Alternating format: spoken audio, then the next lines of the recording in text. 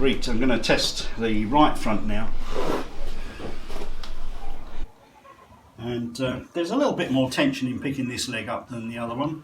He wants to put it down, so there's some insistence. So there's a difference even picking his foot up and putting it down. This is what would be normal for this foot, and I'm assuming that the other foot is a lot more painful than this one. So just picking it up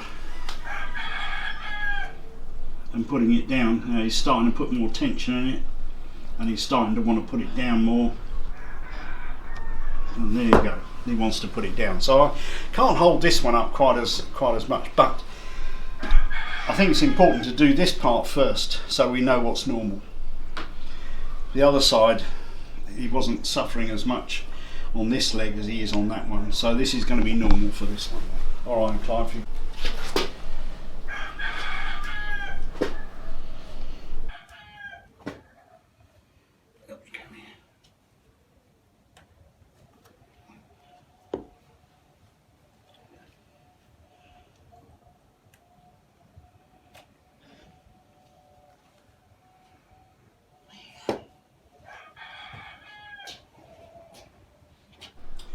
So there was a change in the horse's face there.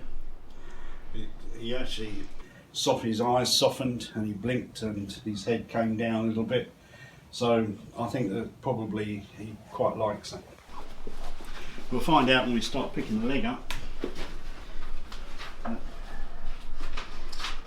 Well, it's about a 0 because I think it's pretty much the same as the other one. Except he's not volunteering to slam his foot to the floor like he was before. So potentially then, I think maybe we could, rather than thinking a 0, maybe a +1. He's obviously uncomfortable on that leg because as soon as I put it down, he's decided to pick it up and rest it. So now he's licking and chewing. Now the thing that we're going to see now is if we put that underneath the toe, this is the test as to whether the +1 was a worthwhile figure. Obviously you see him shifting his foot around, doesn't want to stand on it, he knows what the consequences of it are. And when I try to pick this one up, he's not going to pick it up very, I'm -5, Clive. He doesn't want to stand on it. I think we'll leave him rested on that. Right. He really doesn't like that being levered down at all, and the reason why I've spun that round is so he can rest it on the elevated heel, so we're not forcing him to hurt himself. Right, do you want to try a lateral midline now? I'll just walk him up a step. He's hanging on the ropes up this end so that he can take some of the weight onto the ropes as well. I think he has a problem with this right front that he's not very keen on us playing with it. This is the midline.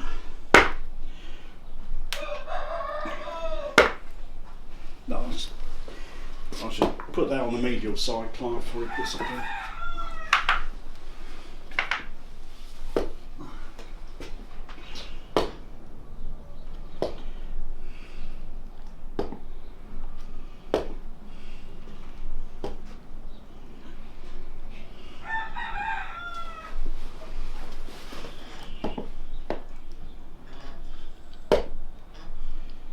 No, put it underneath the heel again, just whilst you write those two figures down.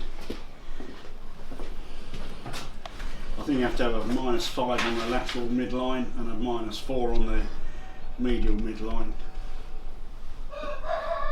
Yeah. Going to mix it up a little bit now. I'm going to use the lateral heel.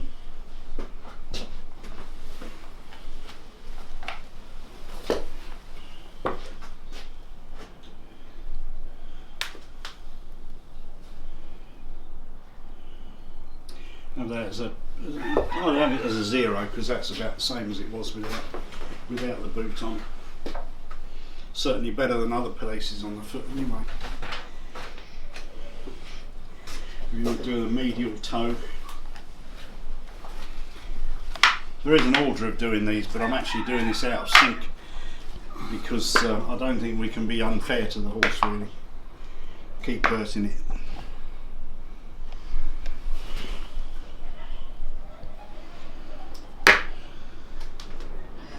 Okay.